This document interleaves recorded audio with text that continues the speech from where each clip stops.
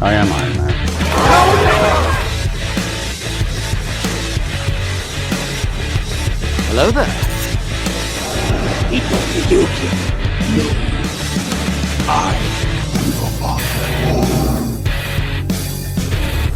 Avengers!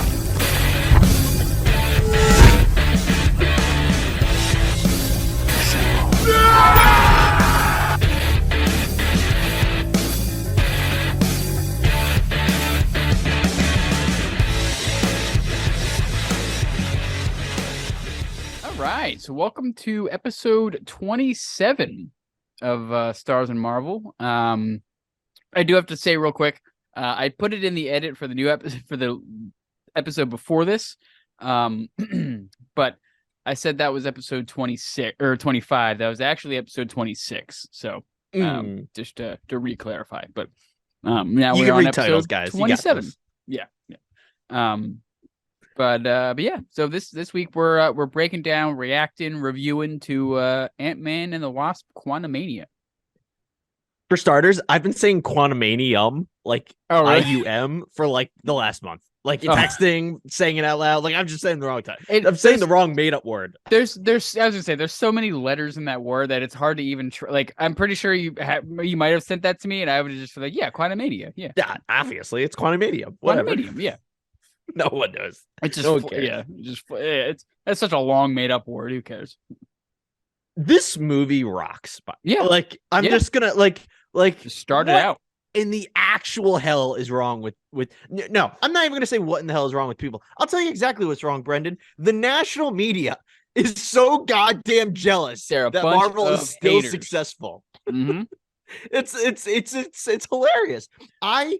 Look. I mean, instant thoughts. I gave it a 7.5 out of 10. I thought it was great. My least favorite Ant-Man movie, but still a very good movie. Yeah. And like just kind of, I laughed the whole time. I thought the action was great. Yeah. I think it's a good movie. Yeah, I mean, it like you said, amazing. I don't know why people are hating on this so much. Like, yeah, it didn't completely live up to my what I thought this movie was gonna be, but it still was like some very surprising moments and some very like game-changing things that happened in this movie. Like And like you said, the comedy was right there, like it has been with all the. That was one thing I was worried about, was how are they gonna mix in a lot of comedy with the, like, it was more of a serious tone in the movie, as far like with Kang and stuff like that. Mhm. But no, they Peyton Reed did a good job of sliding some good. Wait. I gotta tell you this real quick. This past Friday, because Ant-Man was 2 weeks ago now, right? This past Friday, So yeah, my wife and I are hanging out at our house, and I don't remember what spurred this conversation, but she starts talking about Bring It On. I was like, oh, I've never seen Bring It On. And she's like, what? So she throws Bring It On. So I watched Bring It On for the first time ever. It's a movie. it's a movie. Yeah, Credits roll, directed by Peyton Reed. I go, Really? no shit, that's the Ant-Man director. that's the guy from Ant-Man. Hey, you gotta start I somewhere. thought that was the funniest shit in the world. That I was like, this guy, he went from Bring It On high school cheerleader movie Yeah, to Paul Rudd Ant-Man. Ant-Man. Like, yeah. what am I missing here? Where's the clear cut line there? It's a bit of a genre hike.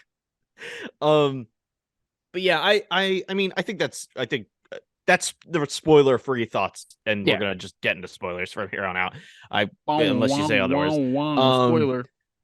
But this movie was like, I really enjoyed it. And like, so I actually saw a couple of reviews beforehand, because first I gotta get off Twitter. Like, in general, I gotta get off Twitter. Twitter sucks. And like, I was spoiled the Monday before the movie came out on on MODOK dying. And then That's not too bad of a spoiler, but it wasn't like yeah. like all things, but considered, it's upsetting. It's upsetting. but it's upsetting. Yeah. And so I was spoiled on that. But also, like, I was getting everyone's like, oh, I hated this movie. Oh, I hated this movie. This movie sucks. Blah, blah, blah. So I So had it all was that going into Giving this. a bad taste in your mouth going into Correct. the movie. Yeah. And I was really nervous. But I gave so many genuine gut-busting laughs Yeah. during this movie. I was like, this was great. And I saw there's people are comparing this to Thor: Love and Thunder, which is fine, and we can talk about that. But Yeah. I would like to compare it to Thor 1. And the reason being, Thor 1 is by no means a great movie. Yeah, it has its flaws. It's a very phase 1 introductory. Thor is still like he's nothing like the Thor we know today. Like, but the reason I compare this movie to Thor 1 is because Thor 1 introduced you to Loki, who is then a primary villain in the Avengers, right? Yeah. This movie introduces us to Kang, who we know is going to be a primary villain, not only in Avengers Kang Dynasty, obviously, but he's also going to be a huge part of Loki season 2, as we saw in that credit scene. And I would save all this, but bomb credit scenes, absolutely great, amazing. I just this Kang was so cool. Like Loki was okay in Thor 1. Like I think Loki's been a great character arc, like in general in the MCU. But like in Thor 1, he's okay. He's very gross, sleek, snaky, kind of like greasy haired kid kind of vibes. But like, I mean, Kang was Kang the whole movie, and you're just like, this is great, and this is awesome, and terrifying. And the last thing I will say before I throw it over back to you is that the one thing I will agree with everyone is I do wish we had more Kang, similar to Christian Bale's God Butcher. Like, yeah. We got way more Kang than God Butcher, and Kang was awesome, but like I wanted more. Yeah, and my biggest critique to that in this movie is, and I'm curious if you noticed this and how you feel about it. The first like half hour to an hour before we see Kang again, because you see him in the first scene. Yeah. Everyone in the quantum realm keeps going like, oh, he makes the decisions. Oh, you answer to him. Oh, the conqueror is the one that's going to take care of you. Like they keep doing the like the mystery, thing. Like he who must not be named type deal. Right. Yeah. And I'm like, just say Kang. Just say like just say his freaking name. Say my name. And I don't know, that did kind of bother me. Like, I don't know, it just kind of like it didn't add to it, is what I should say. Like, it kind of took me out a little bit for them to keep pressing. I think if they would have done it like twice, like, oh, he'll answer your questions, or like, oh, he'll show you, and then that was it. But they said it like every scene until Kang actually showed up. Yeah. They just kept bringing up, oh, this guy, him, oh, the big guy, the big cheese. Not that they're saying like the big cheese, but you know what I mean, like cheese, the honkin', the honky, yeah. Like when Bill Murray was talking about, oh, well, he's very persuasive and stuff like that. It's like, we know like who that, you're talking about. That by itself would have been fine. But then like 5 other characters do it. Yeah, all the refugees kept saying it, all the other high class people or whatever. And I'm not even saying you have to show us Kang in those scenes. I'm just saying, like, just drop his name. Just say his like, name. Yeah. We already know who it is. We know it's Kang. Right. So that's honestly probably, and I have some other cons here, and I think that's why I put this at a 7.5, is because this movie does have some different pros and cons, but the pros are just so greatly outnumbering the cons that it's an easy, good movie. And like you said, like, I would love to go see this again. I don't know timing wise if I'll get back to the theater, but like, I definitely liked it. Yeah. No, it definitely has that rewatchability. It's not like an Eternals or something like that where it's like, I'm never gonna watch this again. Like, you have to pay me to watch this. No, but I really liked it. It's definitely gonna be, in my like rewatch repertoire of like, oh, nothing's on tonight. Quantumania, especially for this phase, man. Yeah, exactly. Yeah. No, I really liked it. A couple like, non-spoilery notes. I really liked how this movie just kind of jumped right into everything. There wasn't a lot of like I knew they were gonna do the, hey, here's where Ant-Man is now after Endgame. He's the celebrity. He's this, but they didn't dive too much into it. All they did was, hey, Scott Lang wrote a book and he's this and that and he does this and Hope does this and now we're in the quantum realm. Narration was hilarious. Oh yeah, it was amazing. But no, I just liked how they didn't, because usually Marvel movies, like, they tend to drag on a little bit to get to the point, like to get to the main. And I know it drug on to get to the main villain, but it didn't take long to get to the destination where the villain was and where the movie was based in, which I really liked. Jonathan Majors, absolutely amazing as Kang. I can't wait to see him as the other variants. I mean, we're in spoiler time. we got to see his take on three of the other variants in the end credit scene. Which we saw like a million of them. Whoa, yeah, a million of them, but like prominently we saw like 3 or 4. Yeah. Which I really liked. How it made like it wasn't that awkward. Like when they put the same actor in the same scene, and it kind of they have that like awkward acting where it's like obviously they're not all 3 standing there right now. I think it was very well done. Jonathan Majors played each character very differently. You could clearly tell it was a different character. I mean, obviously because of makeup and costumes, but I'm just a huge Jonathan Majors fan, and I'm excited for to see what he does with the rest of these characters. Yeah, I mean, I to your point, like the Freaky Friday dilemma, essentially, like how does someone act with themselves, and is it like any good? Yeah, and I mean, to be fair, Freaky Friday, I thought Lindsay Lohan does a good job, but neither here nor there. No, but like when we get that credit scene and you see all the variants, and let's stick with the main 3, right? Again, Brendan actually knows more than me about this. Like I know there are Kang variants, but I don't know them by name. I remember that one of them's an Iron Man, Iron Lad. Oh yeah, so I did figure out who they are. So give us our names. Who the third one is. So at the end credit scene, it's the council of we're meeting the Council of Kangs. They're blah blah blah talking about how that Kang that Ant-Man just faces is dead or presumed dead. And now they're basically like, hey, humans know about the multiverse. Let's go talk with them, basically, or conquer them. But the 3 prominent Kangs in that, like the 3 that are on screen, is King Ramatut, who's like Kang's Pharaoh variant. It was a Kang that went back in time and conquered Egypt.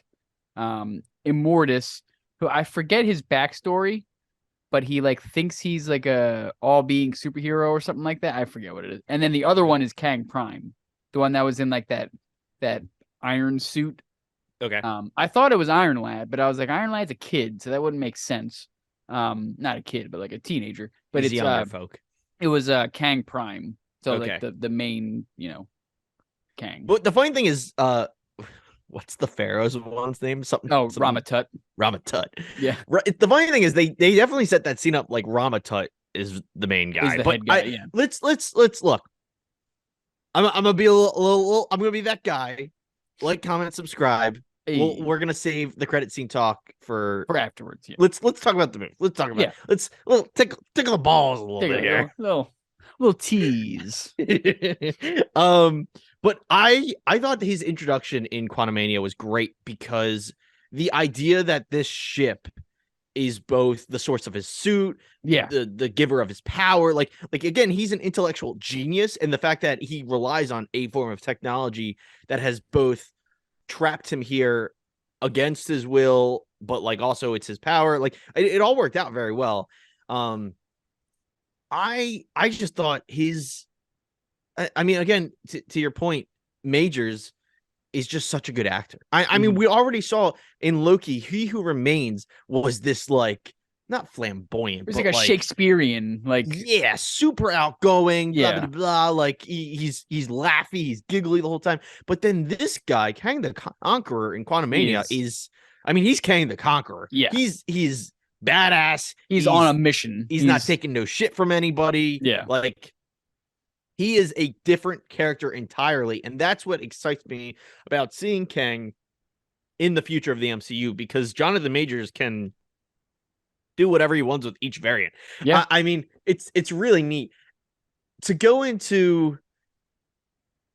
I mean, I guess I could just keep talking about Kang. Like his powers were cool. It just felt like an Iron Man suit of sorts that was like giving him things he could do. Yeah. And he turned his.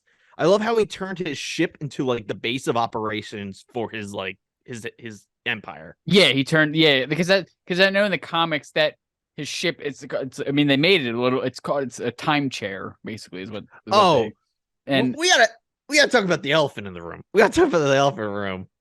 I was wondering the whole time, you noticed this too.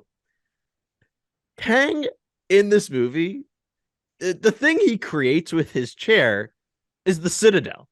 Oh yeah. And Kang is just Rick from like Oh the yeah, Citadel. Like no, it's amazing. that's what Rick and Morty based the Council of Ricks on, was the Council of Kangs.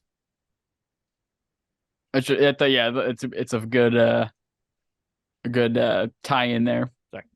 But yeah, it was so funny because I figured Rick was based off of the Council of Kangs, like the Council of Rick, but I never considered the Citadel to be something, Yeah, like the fact that he immediately created a Citadel, and I was like, oh my god, like it's just it's Rick Rick. from Rick and Yeah. Morty. Would you behave, please? Oh, cat going crazy. Um, but yeah, I really enjoyed it. I I don't know what I guess one other thing that I think is funny, Michelle Pfeiffer as Janet Van Dyne. Mm-hmm. I think she does a great job. And this is not on Michelle Pfeiffer. And everyone loves her character, even the critics that don't like the movie. I thought Janet Van Dyne was really annoying. Yo, yeah. Like I couldn't stand her. The- The constant like you just don't know what's down here. It's like, well, then we're tell down us. here. Yeah, like I loved how she was like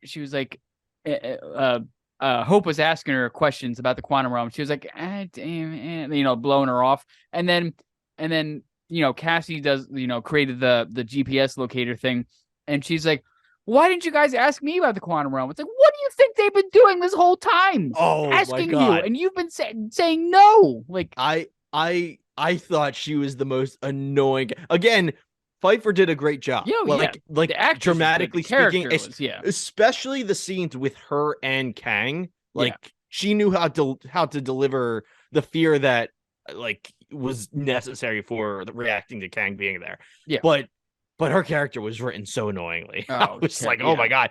And that's another thing that I think people have said that I kind of agree with. I think this movie would have been again tight, more not better but tighter if it was just Scott, Hope, and Cassie that went to the quantum. Yeah, if it wasn't not, I mean, Michael Janet Douglas, and but Hank, yeah.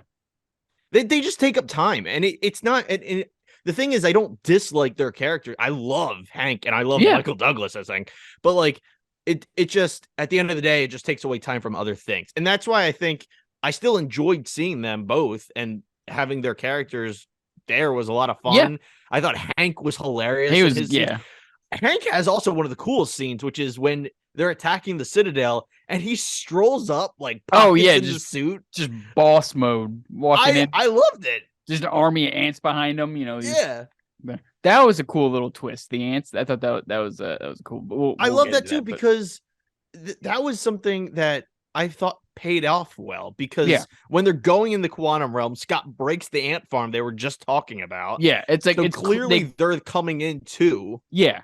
I was like, when I saw that, I was like, well, the ants are going to come into play some point because they wouldn't just show that and hey, then now there's ants running around the quantum realm. Like, where are these ants going? Yeah. Talking about Hank real quick. One thing I thought was hilarious was the way he flew the ship, like putting his hands in those like worm things.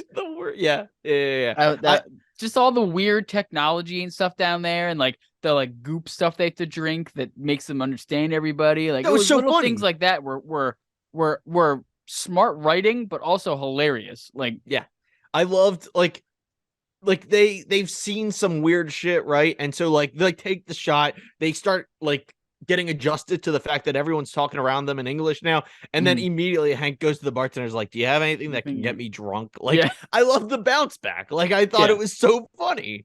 And that I love how like those creatures know what drunk is. I mean, obviously they're in a bar, so like I guess they would, everybody in every round has to get drunk somehow. And I really like the CGI too. While we talk about the aliens and stuff in the quantum realm, like I thought the CGI was good. It's very I'd say, I think I said it when we were talking about the movie, but Thor: Love and Thunder, I think we've already talked about, Brendan and I both don't really pay too much mind to it. Like, CGI doesn't usually make CGI critics, but I do like kind of just giving pros and shout outs or whatever. like I think Thor: Love and Thunder had probably some of the worst CGI. I just will never forget seeing Rocket and Groot and being like, that just looks Uh, very not like Guardians of the Galaxy. yeah. But I thought this was pretty good. Broccoli Man, I was like, Oh my god, that was that's a piece of hilarious. Yeah. broccoli. Holy Um, shit, that guy looks like a stalk of broccoli. the gobbledygook dude, seven holes dude. You know what I loved about him that I figured out that I found out afterwards? That's the guy from the first Ant-Man. The He's voice the actor. He's like the thug, like the Baba Yaga. That yeah, guy. Yeah. yes, I think I heard that too. That's I mean, it's like the same actor. I was like, oh, that's cool. They brought him back in for another role. that is cool that because the rest of that crew doesn't show up in this movie, which is a Yeah. little bit of a shame. But Yeah, I thought they'd I at least make an appearance. that's what like there was a bunch of cameos at the start, and I feel like it would have been funny to have like just a shot of all of them in there at some point. But Yeah. I definitely wouldn't have wanted them in the quantum realm. Like that would have just No, been a no, push, no. and yeah, I was just that would have been unnecessary. Yeah, no, that would have been well, too many cooks in the Absolutely too many cooks. Already got all the Kangs. Don't need any more cooks. MODOK. We haven't talked about MODOK at all. There we go. Uh, Now you were talking about CGI. Now the CGI was a bit wonky for MODOK, but it's hard to make a giant face look real. Like, you know what I mean? And I think this is where the debate, like I could openly have this debate with anyone. I would make the argument he's off on purpose. Like it's so ridiculous. They make him look even more ridiculous by not making it a perfect floating head because I mean he was it's a floating head. Like he was disfigured by going into the quantum realm. So like you figure he's not going to come out exactly proportionate and looking right. So they get a little leeway with that. Yeah, I know, but I also I think I think the CGI is supposed to look goofy, but even so, like looking past that, like we can keep talking about, but yeah, I think the weirdest part is somehow his face looks flat. It looks like a picture of his face. Yeah, it looks it's not like even that it's wallpaper. big. Yeah, it really does. And anyway, I think I think it's on purposely bad, but anyone could tell me that's not true, and I don't have the proof to tell you otherwise. Yeah. But the thing about I thought MODOK was extremely well done for a character that you cannot take seriously. Okay. I disagree to a point, but go ahead. No, I just think his character, any more of him, and it would have just been annoying. Like, yeah. I think his character was well done because like he just shows up. He's a badass. He's like really like scary at first. He's the assassin or whatever they call it, like whatever the weapon. And then like you find out it's him and no one takes him seriously. They just keep saying Darren. And it's like, oh, I'm not Darren, I'm MODOK. And it's like, yeah, okay, Darren. Like and I just thought that was a funny, like again, like a very Marvel-y bit of being like, oh, like this big weapon assassin and no one cares because we all know who it is. Yeah. My only gripe was I didn't like how they ended MODOK. I don't like how he went out a good guy. I am ready to have that conversation. Yeah, I don't. Oh, sorry, I didn't mean to jump right into it. No. I just mean, so like, do you agree that like, do you have any issues with MODOK from A to B? I guess is the best way to put it. Like, no, like his plot line. His introduction. Him. I really liked how he like tried to make himself seem like a badass killer, but he was really he's just a nerd and with weapons and he's basically he's a minion. He is. He's not the main guy. They did miss a opportunity though for MODOK. They could have, instead of doing the mechanized organism design only for killing, they could have just did it mechanized organism design only for Kang. That would have been funny. I don't know. I thought it would have worked. Because I was like, yeah. But so you don't like that he goes out a hero is essentially. No, I was kind of hoping he was gonna like escape somehow and then cause havoc in Earth 616. So, but see, so that's I don't think you can have MODOK escape. True. Yeah. I just don't like. I think if he were to come back, it's just you have too much MODOK. Like it just doesn't work. Having him in the real world, it doesn't like. I think this was the only kind of story you get away with having MODOK. And yeah. we like not even addressing the fact that it's Darren who is Yellow Jacket from Ant-Man 1 when he shrunk into the quantum realm because of what Scott did to him. Like it just deformed him. Like that was a cool plot. Like no, MODOK isn't Yellow Jacket in the comics. That's not the same. And we've seen that a lot with the new saga. I think is liberties taken with these origin stories, but I think it makes more sense the way they're doing it. Again, you know, Taskmaster being a missed target of Black Widow's past, like a missed mark, right? I MODOK being Yellow Jacket makes sense. It works. Yeah. It's the same thing as Ultron, dude. Ultron or not Ultron, sorry. Vision being from, you know, Vision being derived from Jarvis, right? Yep. Iron Man's AI. Like that was a cool bit that wasn't in the comics. Jarvis isn't even in the comics as an AI. He's a real butler. Oh. I think they take these liberties and sometimes it really pays off well. And I think MODOK was one of them. I don't think he works in the real world. And that's why I was okay with his and I also thought like him showing up and breaking Kang's barrier makes sense because assumably MODOK's made out of Kang's weapons kind of a thing. So it makes sense that he has the capability to at least match. I wouldn't say beat him, but he had the capability to match, which is all everyone needed to overpower him. Yeah. I even thought it was funny when he's dying, Scott's like lying to him, right? He's like, I'm an Avenger. And he was like, sure. Like, yeah. You were. Yeah. I thought they were going to Deadpool to it. Like he kept on like waking up and then dying and then wake. I thought they were going to do that. And that's what I was going to be like, oh, okay. Like that's a bit too much. That would have been a bit much, right? Yeah. No, I agree. No, I get your point though. Like I did like MODOK enough that I'm sure like I would have been interested to see how you take him on more. But I just don't think it works outside the quantum universe. So that made sense to me. But yeah, I mean, no, all in all, I did like the character. You know, and I'm glad they didn't change his voice at all. Like they didn't make him, you know, like this evil MODOK. Like he still talked like, you know, hey, I'm Darren. Like he still talked like his. I think he had self. like a filter when he had the mask on. Yeah. Oh, okay. The mask. Whatever you need to say about MODOK, but then I do have a gripe. I gotta get off my chest. Yeah. So no, go ahead. I was pretty much done. Okay. This is a negative, but not actually for Ant-Man. It's an MCU commentary on my part. Okay. So this is I don't know what other people are saying. I have no idea if this is critically mentioned ever. Anyway, I hate it. I give her to these magic suits. What are with these magic suits? Like what? I'm so everyone has a one button press micro suit thing happen. Oh yeah. And I'm so dude, I rewatched No Way Home the other night and I'm like, holy shit, this is one of the few movies where once you get rid of the Iron Spider suit, it's just a regular suit again. Like, yeah. And I'm like, oh, thank God. It's latex and rubber and it looks good. Like, yeah. And that's the thing I thought was interesting was Ant-Man, Cassie, and Wasp suits are all clearly like actual suits they wear when they're filming. Like, yeah.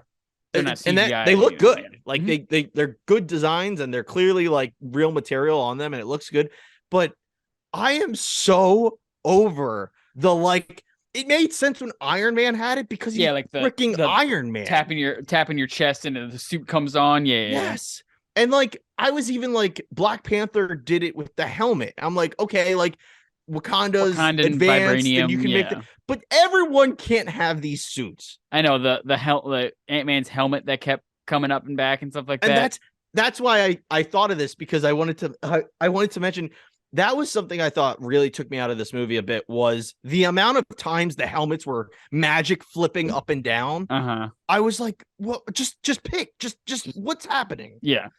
And yeah, I just we gotta like use real things. Like I'm not anti CGI. I love the CGI, but like it could be a helmet. Yeah. It doesn't have to be micro bots, whatever, every time. It doesn't have to be nanotech every single time. It can be something, you know. Yeah. And it's I don't know. That's my personal gripe. Like I know it doesn't bother Valerie that much.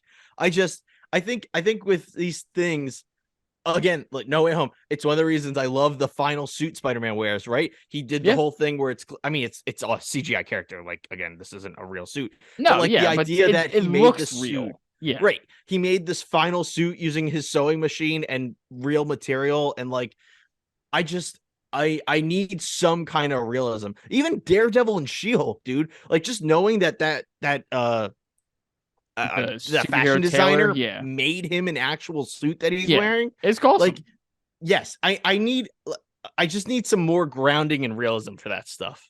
Yeah.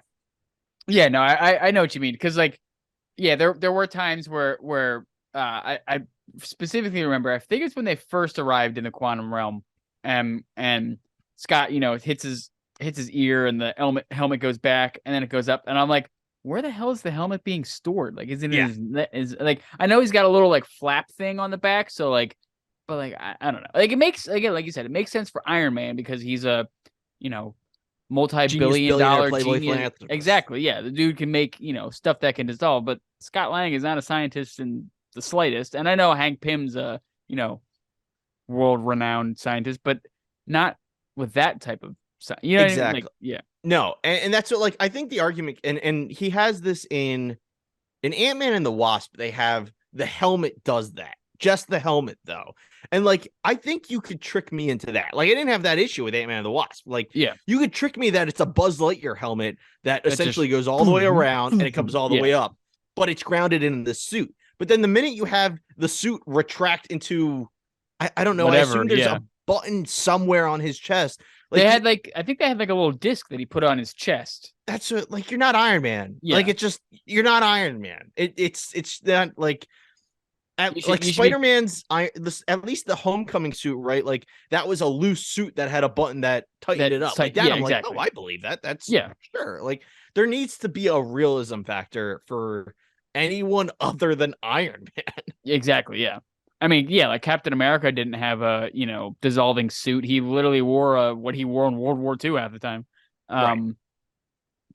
Yeah, that's an MCU thing that I have a feeling is just going to get worse and worse as it goes. That's I don't know. Well, I kind of hope that's something that gets phased out, so to speak. But that's again, it's my gripe, it's my burden to bear, kind of a thing. I think in this world there's plenty of other things people are actually bothered by, and I'm like, oh, the suit's not real. The Ant-Man is got a the guy who suit. talks to the dude ants. that flies an ant, but his suit's not real.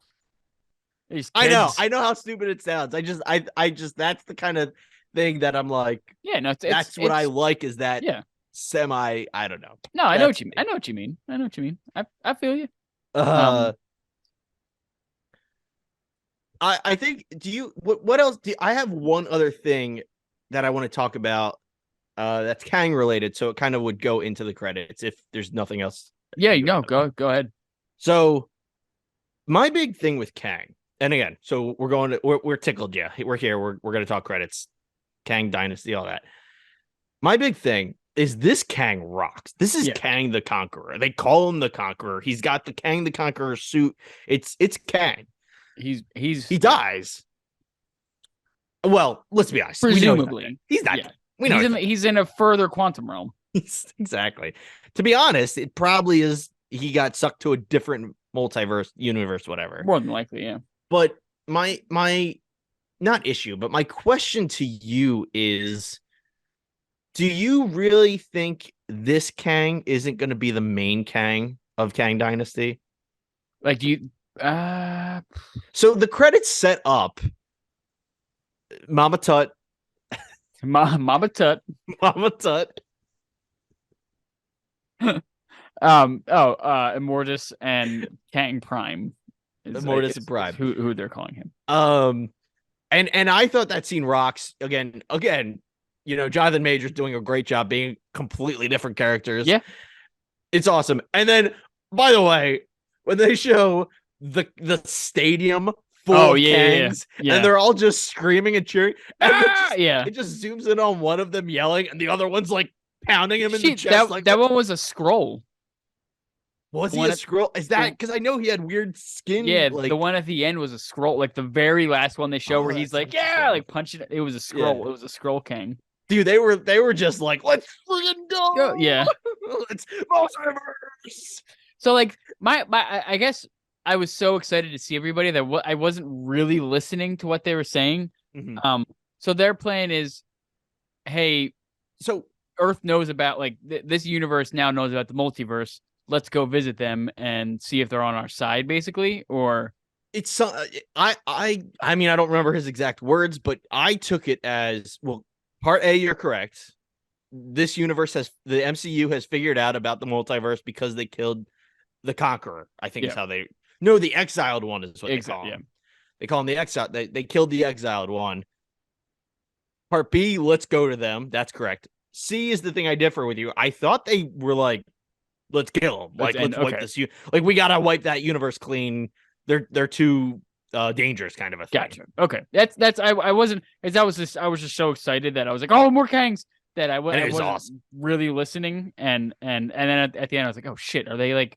Because I was like, is the plot going to be like they're going to show up and pretend to be nice or not pretend to be nice, but act nice, and then the Avengers realize, oh, these guys are scumbags. They want to wipe us pretty much all out. Let's fight them.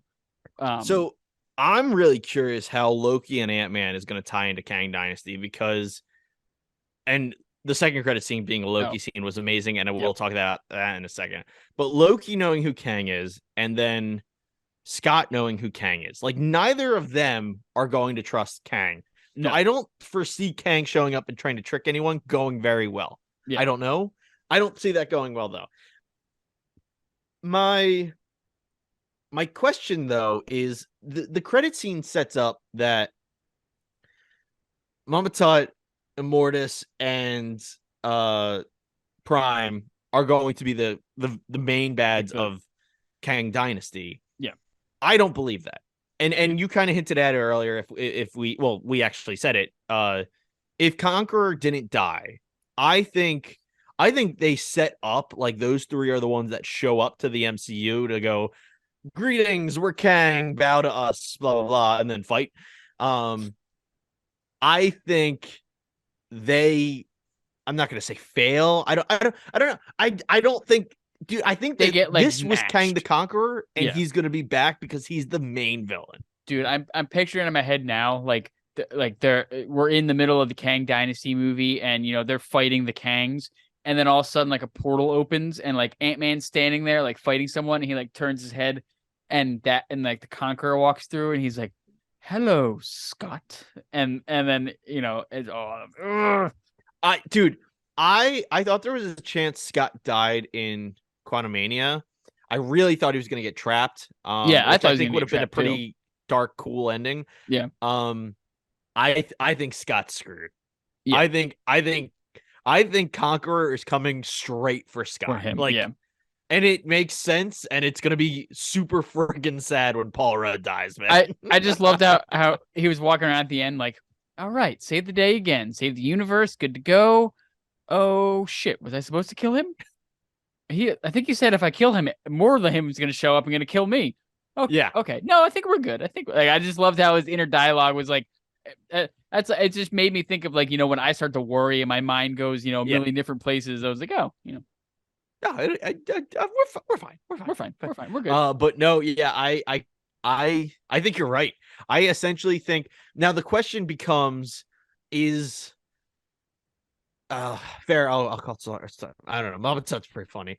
Pharaoh, Immortus, and Prime, are they going to be the mains for the entirety of Kang Dynasty, and then Conqueror shows up and he's the bad for Secret Wars? Because again, Ooh, I like we've that. talked about in the comics, if it's the multiverse Secret Wars, which it must be, More than like, likely, again, is yeah, I can't believe they haven't confirmed which Secret Wars it is. But if it's the multiverse Secret Wars, Doctor Doom is the big bad guy. And I love the idea that Kang is trying to do this, he fails, and then Doctor Doom swoops in because we've seen Fantastic Four at this point, yeah. and he just takes over. But in reality, I think it's more likely they save Doctor Doom as a Kang level villain for the MCU, Yeah. and Kang is just the villain of both movies. I wouldn't be hurt by that. No, I and mean, as someone because who read the I'd comics, rather I them. don't care. Yeah, I'd rather them save Doctor Doom for his, I'd rather him be the big bad rather than him be the second tier big. You know what I mean? Like, Yeah, I really think, yeah, I agree, and that's what. So my newest theory, going with they save Doom for the most part. I'm sure he gets introduced yeah, soon. I just don't think they use him as the big bad. If they do save him, I think my running theory is that the three Kangs in the credit scene are Kang Dynasty, and then the Conqueror shows up at the end of Kang Dynasty, fucks everyone up, and then wins Secret Wars. Secret Wars. He's the guy in the chair. Yeah. No, dude, I totally agree. I think it'll almost be maybe not like an end, not maybe not like an end credit scene, but almost like kind of like a fine, I'll do it myself type deal. Oh yeah, absolutely. Like and Like I he just shows up out of nowhere. It's like, oh really? Boom, and and remember two it makes universes sense collide. because the rest of the Kangs don't like him. They Yeah, don't. They're they exiled him. Yeah, essentially they're threatened by him, and that's why they exiled him. yeah, So if he comes back, I mean, they're gonna be like, "Oh shit!" Like yeah. not just the Avengers, like the Kangs are gonna be like, "Oh shit!" Oh shit, we fucked up. Yeah, Yeah. So I think it makes sense that Conqueror is going to be the Secret Wars villain, as opposed to the rest of the variants being the Kang Dynasty villain. yeah. No, I think that's awesome. I'm just so excited. I Kang is my new favorite MCU villain. Like new villain in general. Like I just love how it's this dude that you know he's just he's just a regular guy figured out Yeah. from the future that was like, oh, I figured out how to travel the multiverse, or in the comics and they found out how to time travel. Well, and And I love that too. Like I took that as he does both. yeah, Like he figured I out how guess to he travel the technically does. multiverse. Yeah, Time traveling is just part of that. yeah, Like it's just traveling in that multiverse. right. Yeah, and it's all I agree, dude. Like I think, and that's what I think I really enjoy so far about the multiverse saga. And again, it's only been a few things, but they're really building up to Kang. Yeah, As opposed to Thanos, you build up the Infinity Stones, and then and then Kang you're like, showed up out, oh and hey, then here's this guy that wants them all. Thanos shows up out of nowhere. Correct, and it's like I I I I don't know. I feel like Kang's been getting a really good introduction, Yeah, and I'm just getting more and more excited. I And then go ahead. go that just something funny real quick. I remember the end credit scene for Avengers when it's Thanos turning around Yeah, looking behind. I remember sitting there and going, "Who the fuck is that?" Like I was like, because I didn't know pretty much anything about Marvel when I saw the first Avengers, and I was like, "Who is it?" Like I remember everybody in the theater was like, "What? Like what?" And then there were like a handful of people that were like, "Oh, it's Thanos!" Thanos, Like Thanos. yeah. And I was like, "What?" I And think we had to ask you. We're like, "Who the hell is yeah, that?" I remember that. And that's what I remember. I remember seeing him turn his head, and I'm like, Thanos? Thanos? Yeah, Like, no they're way. already setting that up. Exactly. And that's again, so to your point, Thanos was really cool for the nerds. Yeah. Like the diehards were like, yo, No, Thanos, like if I hide knew your who kids, Thanos hide your was, wife. yeah, like I But totally would have been like, hell yeah, but like I you had didn't no know. idea. Now we are building up Kang so that literally everyone's gonna be like, oh god, this son of a gun. Yeah, and it's also gonna be like, which Kang are we getting? You know what I mean? There was That's the only, best part. there was technically only one Thanos. I mean, if you think time travel wise, there was two, but Timey wimey bullshit. timey wimey bullshit. But no, like this time it's like there's multiple of Kang. Which one are we going to be seeing? So that's why I'm excited. And then to go into that second credit scene, Mm-hmm. it's clearly like I don't know the 20s, I'd guess something Something give or like take. that. Like Yeah. time period wise, guys. It's like the 20s. Yeah. Kang is on. I'm mixing Thanos and Kang up. Kang is on a stage and he's got some device. I don't even remember what it says. And he's like Some doing a time presentation thing. at like the Yeah. World's Fair kind of a thing. Yeah. And he's talking. So you already are like, okay, this is a different variant than we've seen because he talks differently. Mm-hmm. And in the crowd is Loki and Mobius. I just started laughing. I'm like, oh my god, Mobius made it into a movie. But Loki and Mobius are in the crowd. Mobius goes, "This is the guy. He's not that scary." And it zooms in on Loki, and His face is like, I gotta say, Yeah. again, I really loved Quantumania. Loki's face in the credit scene might have been the best acting in that whole movie. Like Oh my god, his fear, dude. Loki. That show was probably the biggest surprise ever. I remember when they announced that You're show. number I'm one. like, yeah, I remember watching, or when they announced it, I was like, a Loki TV show? What the fuck type of bullshit is it? And I was like, this is stupid. This is gonna be stupid. And then they're like, oh, it's gonna introduce the TVA. I'm like, what the fuck is that? And I found out, oh, it's basically the time cops. I'm like, oh, that's pretty cool. That could be interesting. And then that show just completely changed everything. I think completely flipped, what was the setting point for phase five, right? We're in five. 4 was the one we just finished. We're in We're in 5. five. Okay. So it was like our first introduction to, hey, this is what phase five is gonna be like. It's gonna be insane. So Yeah. um Because Loki felt Loki had an intensity that the rest of phase 4 did not have. no, yeah. And it feels like what I expect the rest of phase 5 to have, especially after Quantumania. Yeah.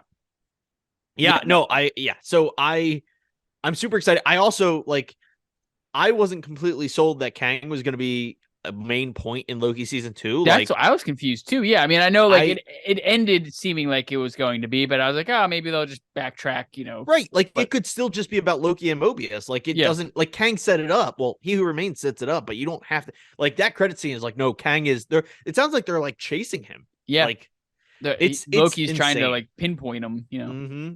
And yeah, I mean, I gotta Loki he looks terrified. It looked great, and that's it. I'm really excited to see. I gotta assume Loki season 2 just directly goes into Kang Dynasty. Oh yeah. I think it's going to have the most we had the introduction to Kang for real in Quantumania, but I think season 2 of Loki is going to be almost the why. Although that's what we saw the Council of Kangs freaking out a bunch of dudes at a college football game, they're gonna go onto the field. I don't know. I'm pumped for season 2 though. That's this year. Yeah, I think it's the spring, right? I think it's No, spring or the summer. Spring is Secret Invasion. Oh, so okay, it's got to be summer. I forgot that's coming out. Yeah. Yeah, me too, dude. Because it's come on, Reddit, you got to work for me. I'm very excited to see what it is that happens in Secret Invasion, because I just at this point it's so swept under the rug. What could they do? My only worry with stuff like Secret Invasion and the Marvels and stuff like the Marvels and Shang-Chi is the MCU's going in so many different directions right now, because obviously Secret Invasion isn't going to have anything to do with the multiverse, you know what I mean? Right. That's so it's they're setting up all these different things, and yeah, they can combine, or maybe they'll do separate storylines for separate characters, but I don't know. Just seems like there's a lot of plot lines going on right now, and it's how is this all going to coexist in the multiverse saga? And that's it. There's a lot going on, but don't get me wrong, I'll still watch it, but oh no, yeah. But what I was gonna say was, it's crazy to think about this, but Kang Dynasty is 2025, 2 years from now. Wow. I can't believe it's that close, is what I was gonna say. Yeah. But at the same time, how many other products are coming out in that time. So there's gonna be so much other things happening, and we're gonna be yo, I gotta rewatch Quantumania to get in the Kang mood. You know what I mean? Yeah. Unless maybe he starts showing up in other projects. I would love that. Maybe secretly Jonathan Majors has been filming stuff and they just aren't announcing it, so that way they can keep it a surprise. The thing is, so looking at this, I could see it showing up in Secret Invasion somehow. Obviously Loki, that's summer of this year.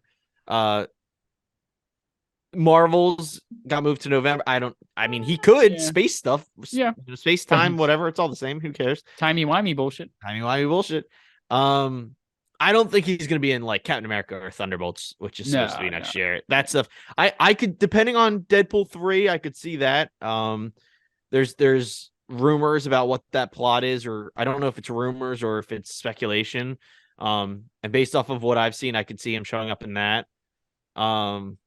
Blade's a bunch of vampires. He's not going to be in that. Yeah. Daredevil, he's not going to be in that. That's what like I feel. I think we have two runways about to happen for Phase 5, and Mhm. it's Quantum and it's street level. And Yeah. I kind of like how different that is. Yeah. I mean, I would totally be cool if that's, you know, the road they're going down in the future for like movies and TV shows. Like, hey, you have your Ant-Mans and your Miss Marvels and your this and that are gonna take you into space and take you to see aliens and different multiverses. But then you got Daredevil and Spider-Man and, you know, not Echo and like all those like street level people. That was the only person I could think. Other person I could think. No, But it was good. I just didn't like Echo and don't look forward to that show.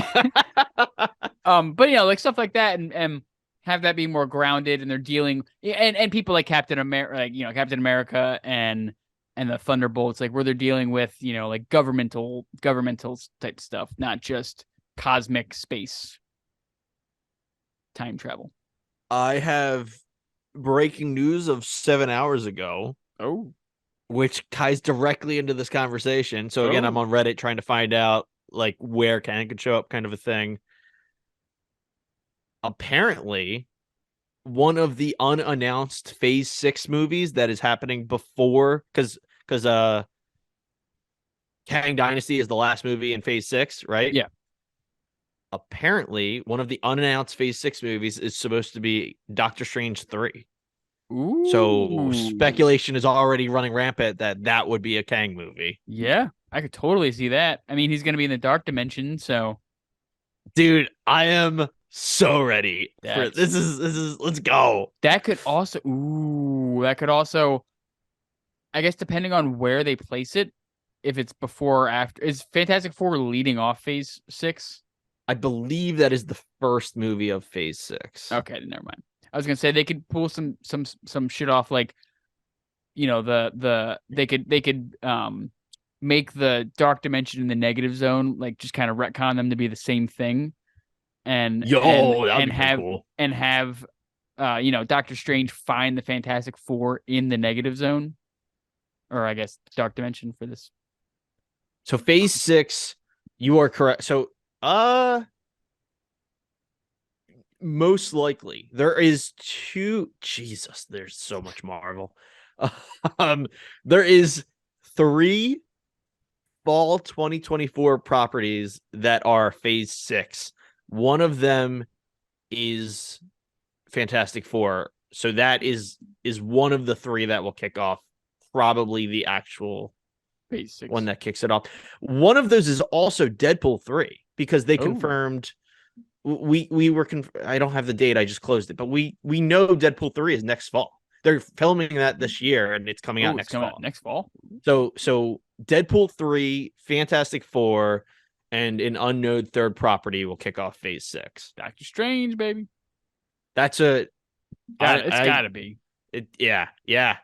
I don't know. Yeah, we'll see. It's funny. So Deadpool 3 was announced. That's confirmed. It's weird that they confirmed that, but they haven't released a Phase 6 timeline yet, which bothers me. Yeah, I know. That's yeah. Just give us what we want. Just give us the money shot, baby. Yeah, but Deadpool 3 was next fall. Fantastic Four, which I don't know how. Blade is also supposed to start filming, I think, this month. Ooh. Yeah, like shit's getting wild. Yeah. It's happening. We're here. We're in the thick of it now. We're in the Kang dynasty. But yeah, that's it. I think I don't know what else to say. I really enjoyed this movie, and I'm super excited. Amazing movie, even more amazing acting, especially by Jonathan Majors. So I'm pumped to see him in the future and see where this multiverse is taking us. Yes. Put me on that ride, baby. Dude, that is I think the best way to end this is Quantumania got me as we just went on a like 15-20 minute tangent. Like Quantumania has me so jazzed for the rest of the phase. No, Bring on Marvel, dude. I knew this movie was gonna like pump me up for it. I just didn't know it was gonna be this much, and I'm very excited to see where they're taking all this. So that's let's go. Let's go. I know. I am so excited. Thank you everyone for listening. And breaking news. So we're at 43 subscribers. Hey. Thank you. I have I have not talked to my co-host about this, but I have decided that when we get to 50 subscribers and a first video with 5 likes after with 50 subscribers, I have a $25 Amazon gift card to give away. Oh, so we're gonna do that. So we'll do a lottery. We'll do a little spinny wheel thing. Put every subscriber on there. Of course. Yeah, of our subscribers, of course. And then we'll spin that bad boy. And whoever gets it, we'll send you a DM. There you go. Awesome. So subscribe and share and like. God, do it or you don't get $25. All right. Thanks for listening, everybody. Catch you on the next one. Bye.